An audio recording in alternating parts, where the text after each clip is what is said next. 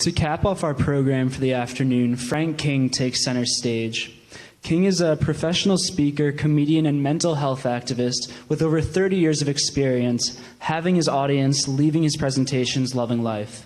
Frank is also a former writer for The Tonight Show with Jay Leno, and he's worked with a variety and plethora of famous celebrities, including Jeff Foxworthy, Ellen DeGeneres, Ken Jeong. His motto of live, laugh, learn continues to resonate well. Frank King, everybody, with his presentation, Born to be Funny. Hi, guys. Thank you very much. Slides. There we go. Born to be funny, the mental health comedian. Correct. Let's see if this is going to work. Yes. By the way, I got to tell you, I feel a little out of place. Had that nice lady who was the head of Amnesty International. We had a New York Times former reporter, Pulitzer Prize nominated. And then that nice gentleman who had apparently was at Harvard when Mark Zuckerberg put Facebook together. And now a comedian who tells jokes about male pattern baldness. I'm not sure. I feel a bit like a human non sequitur. But be that as it may. Friedrich Nietzsche said, what is a life of means without meaning? In other words, what is a life where you're making a living but you're not making a difference? I knew exactly what I wanted to do for a living almost from birth. I wanted to be a stand-up comedian. I did not decide how I was going to do that and make a difference until I was 52 years old. But I'm getting ahead of myself. I do believe that comedians are born, not made. Let's see what the next slide is. Yeah, there I am. I do believe comedians are born, not made. Now, don't get me wrong. I could teach you to write stand-up and perform stand-up comedy. But I believe that is the end product. It's the process. It's what goes on up here. It's the sense of humor I inherited from my mother, Dixie, that I believe is innate. Comedians hear and see the same thing everybody else hears and sees. We just process it differently. For example, not long ago, actually last year, I was on a Delta flight going somewhere, and we're getting ready for takeoff. We haven't taxied out yet, but we're about to. And the FAA had just changed some regulations. They said if you have an iPhone or an iPad, you can use that on takeoff or landing if it is in the airplane mode, correct? Well, the problem for the flight attendant is that's not written down anywhere. It's a brand new rule. You know, they could do the pre-flight safety thing that they've been doing in their sleep. But this, they're going to have to, pardon the pun, wing it. So, as a comedian, I'm sensing there may be comedy ensuing. So, have you flown Delta? The flight attendants are very southern. So she comes on, she talks about the drop from the overhead compartment, oxygen mask, and the seat cushion, and the floor path lighting. And then there's this long pause. And I know she's pausing because she's got to tell us about this new rule, so I'm on the edge of my seat. Okay, so she comes back on the microphone. She goes, ladies and gentlemen, in preparation for landing, due to a new FAA regulation, long pause. You can almost hear the gears in her head grinding. She comes back on, she goes, here on taxi and takeoff, if you have small equipment, you can continue playing with it. I'm bent over double laughing, nobody else in the plane. My seatmate's looking at me like I've lost my mind. He goes, what? I go, let's review. Before I can review, she comes back on the microphone and goes, if you have large equipment, you're going to have to shove that under the seat in front of you. So I'm down on my knees, and I told my first joke in 4th grade. Those are my glasses from 4th grade. Do you recognize the brand? They're Ray-Bans, which nowadays are very hip. But in 1962, not so much. That was the only choice for guys in 62. For women, they had those cat-eye glasses, a couple of colors, but that was it. Yeah, and I hated wearing them. I just, my mother dressed me, so I had a knit shirt, polyester pants, hush puppies. You add the Ray-Bans, that's pretty much head-to-toe birth control.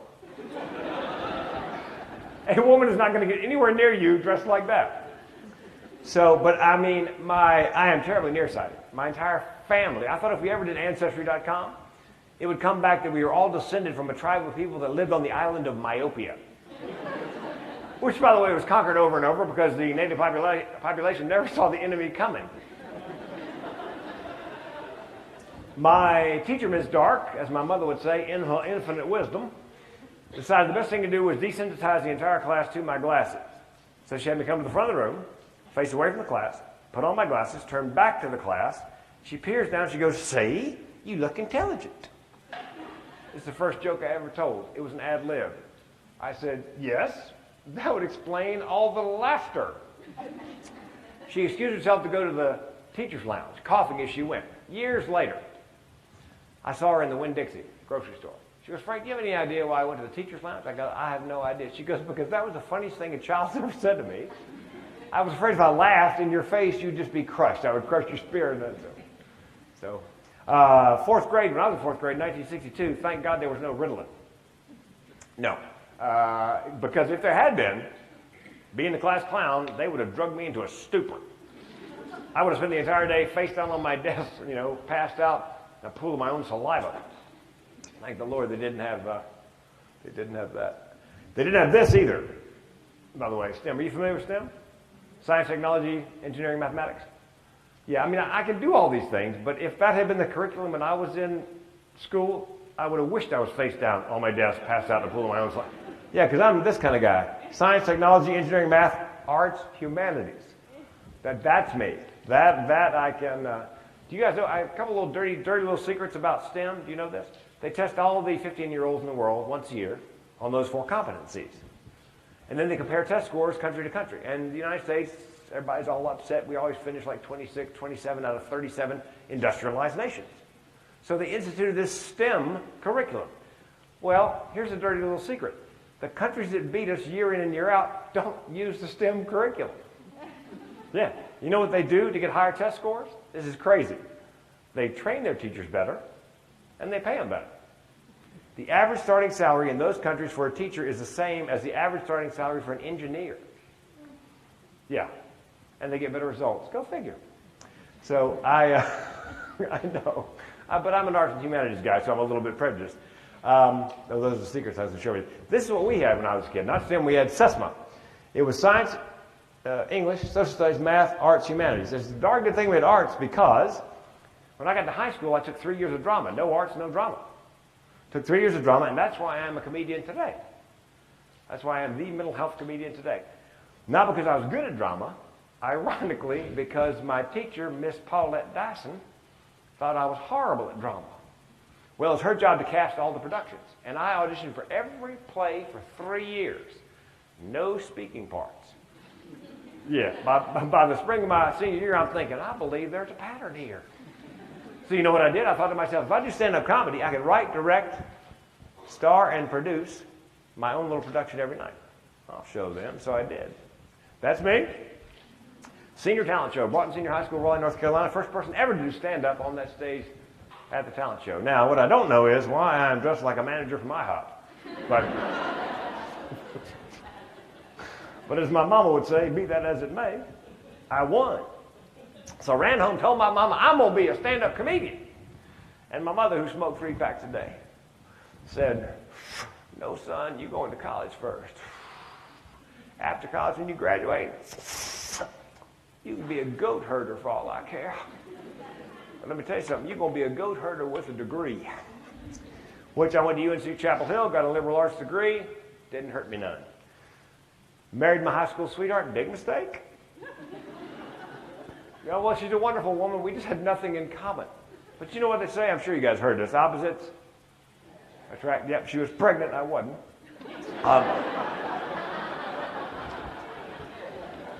Yeah. She wanted me to go in the insurance business, which I was just thrilled to do, but I did. And it turned out to be a good break because I went into the business in Raleigh, North Carolina, my old hometown.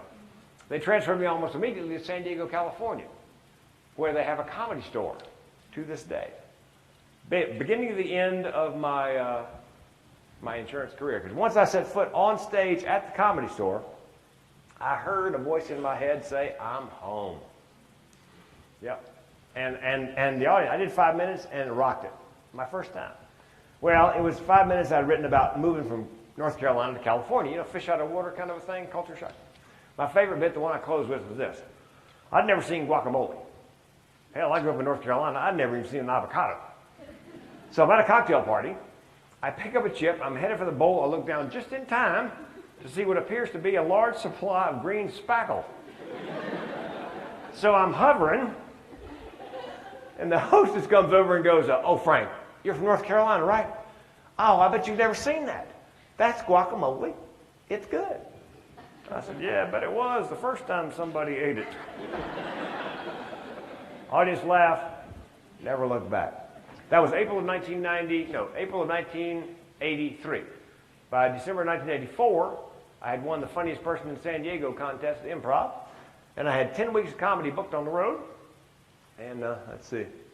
Yep, that's me when I won the contest. Had 10 weeks of comedy booked on the road, and I said to my girlfriend, now my wife, and yes, she's way too good looking for me, I know that.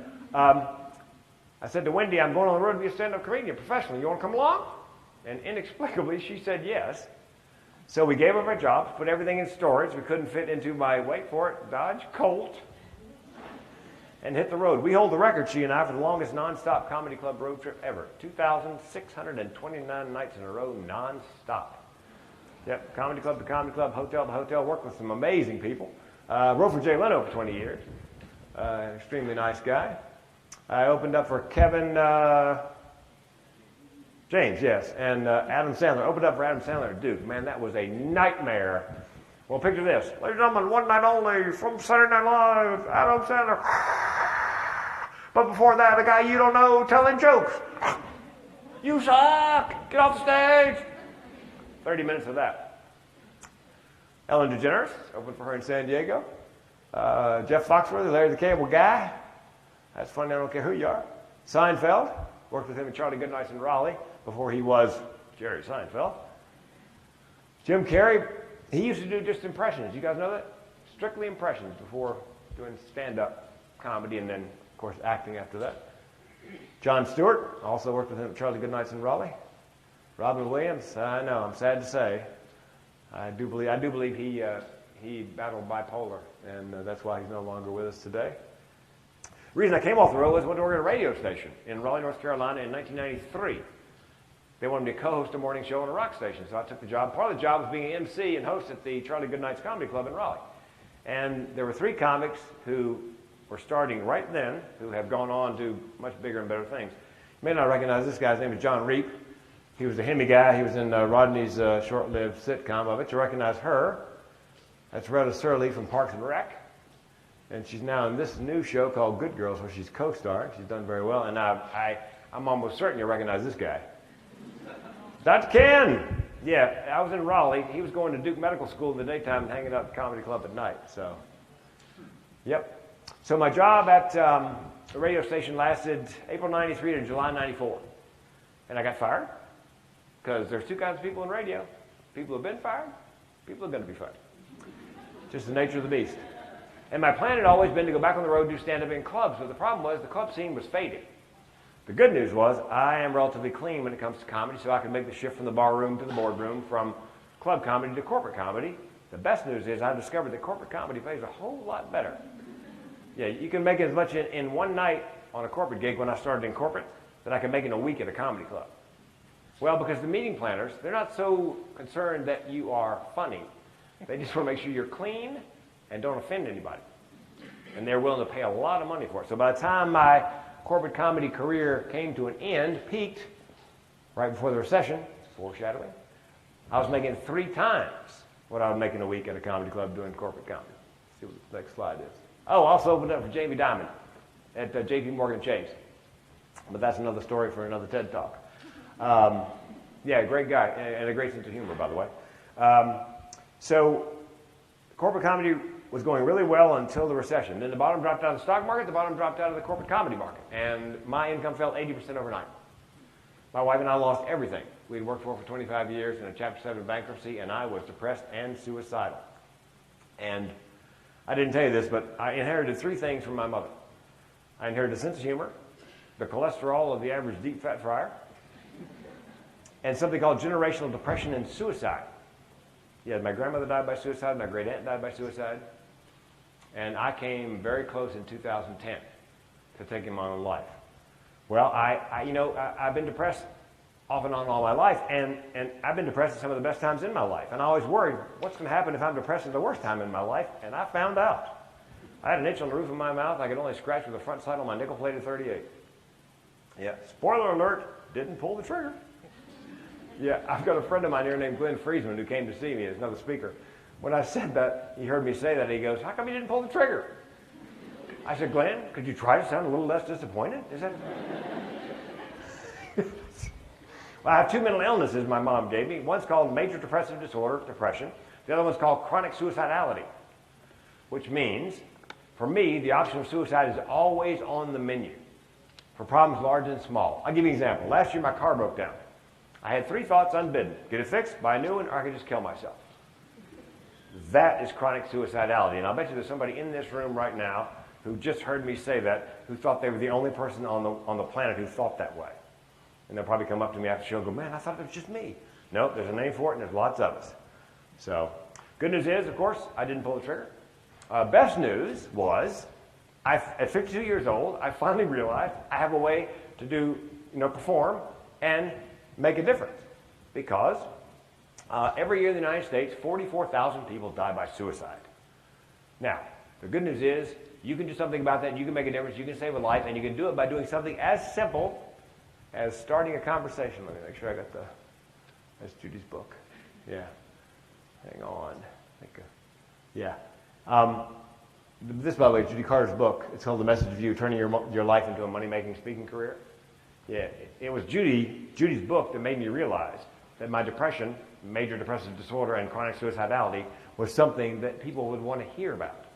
Messes and stresses is what people want to hear about, and then how you overcame it. So I have to thank Judy for that.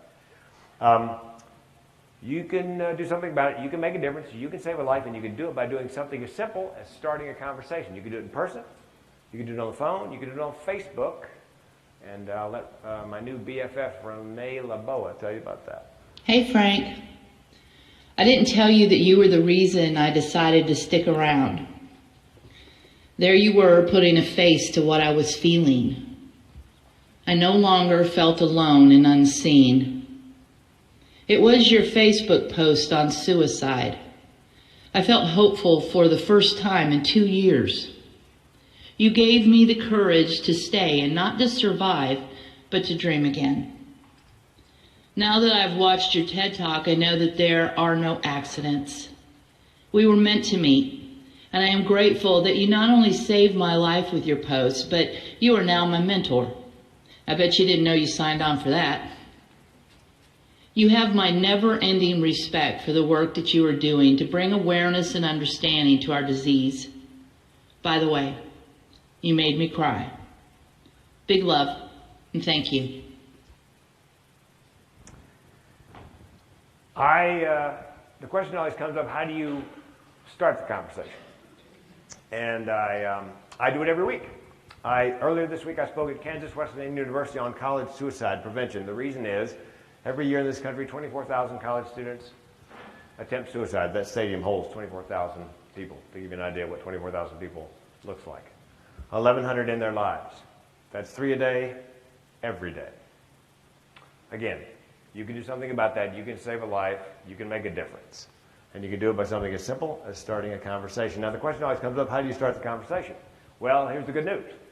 I've discovered that the mere mention of the words depression and suicide out loud elicits the most amazing responses from people, some of whom I've just met. I do comedy on cruise ships. This is the Prince and Dam. And I was in the Lido buffet one morning, couldn't find a place to sit. Look over, there's a woman at a table for two, empty chair. I nod, she points, I sit. So I sit down, she looks up, she goes, hey, are you the comedian? I said, hey, did you enjoy the comedy show? She goes, yes, I did. I said, then I'm the comedian. She goes, what would you have said if I told you I hated the show? I'm a plumber from Des Moines. She goes, is cruise comedy all you do? I said, no, I'm a public speaker. I just nailed down a TED Talk. She goes, I love the TED Talk. What's stopping? I knew what was coming. I said to her, depression and suicide, and started a countdown in my head. 3, 2, 1. She says, I tried to kill myself twice. We just met. Yeah, she goes, first time in college, not that serious. Second time, far more serious. I graduated college. I graduated medical school. I had the knowledge, had the equipment. She said, I had the IV started in my ankle. Had the suicide cocktail in one hand, the syringe in the other, getting ready to load it up. Phone rings. Do I pick it up? She picks it up, her 13-year-old son.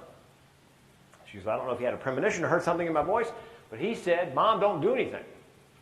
So she didn't. She did not give up on the idea of suicide. She decided not to do it that day because she was worried that he would realize he spoke to her right before she did, would always feel guilty. Wasn't there something he could have said or done to stop her from suicide? Well, the good news is, because 8 out of 10 people are ambivalent who are contemplating suicide, there are things you can say, there are things you can do. We'll cover those. It's called Mental Health First Aid. You go to mentalhealthfirstaid.org. There are classes all over the place. It's like $20, 8-hour class. They throw in pizza, and you learn about depression, suicide, non-lethal self-harm, so forth and so on. But let me give you your first lesson today. Because people ask me, how do you know if somebody's depressed? Okay, here's some signs. Eats too much, can't eat. Sleeps too much, can't sleep. Has difficulty getting up in the morning to get to a morning class or to work. Rallies in the afternoon. Lets their personal hygiene go. Then the question comes up, what do you say? Let's talk about what you don't say to somebody you believe is depressed. Pull yourself up by your bootstraps. Turn that frown upside down. Everybody gets depressed now and then. Have you tried fish oil? Honest to God, I've heard that. Here's what you do say if you believe they're depressed. I am here for you and mean it. I know that you are not lazy, crazy, or self-absorbed. I know that depression is a mental illness. Here's the good news. With time and treatment, things will get better. I will take the time and mean it. I will help you get the treatment and mean it. And here's the tough one. This is the one everybody stumbles over, myself included. You need to ask them, are you having thoughts of suicide? There's a school of thought you should never mention the S word, suicide, in front of somebody who's depressed. And as a comedian, I love the reasoning. It might give them the idea. Suicide? What a great idea. Why didn't I think of that? Trust me, it's crossed their mind. Let's talk about suicide. How do you know somebody is suicidal? Well, they talk a great deal about death or dying. They Google death or dying. It appears as a theme in their artwork or their writing. They give away their prized possessions because they want to make sure when they're gone, those possessions go to the people they want them to go to. They're collecting the means to die by suicide, whether it's buying a gun or stockpiling medications. And here's a counterintuitive one, and this is really dangerous. They're depressed, and then all of a sudden, for no apparent reason, happy. Probably have chosen time, place, method. They know the pain they're in is finite. And that, by the way, with suicide is the issue. People say to me, I can't believe he or she wanted to die. Chances are they did not want to die. I did not want to die. I just wanted to end the pain. So, what do you say to somebody who you believe is suicidal? Here's what you don't say. You're just looking for attention. You're being melodramatic. Nobody who talks about it ever does it. Here's what you do say. Do you have a plan? If they have a plan, what is your plan? If they're depressed and suicidal and having thoughts of suicide, have a plan and it's detailed, do not leave them alone. If you have to go, try to find somebody to take your place. Your job as a mental health first responder is to get them on the phone with the Suicide Prevention Lifeline or texting. Text the word HI, H-I, to 741-741. If they will not pick up the phone and call the Suicide Prevention Hotline or Lifeline, you pick up the phone, call the Suicide Prevention Lifeline. The volunteer will do their best to talk the phone into the hand of the person who is in crisis. Now the question comes up, when do you call the cops? If they're a danger to themselves, immediate danger to themselves, or others, you have to call the police. Again, 2 out of 10 people who are having thoughts of suicide are bound to determine we can't save everybody, they're going to die. The good news is 8 out of 10 people who are contemplating suicide, you can do something about that. You can make a difference. You can save a life, and you can do it by doing something as simple as what we're doing right here, and that's starting a conversation. Thank you very much.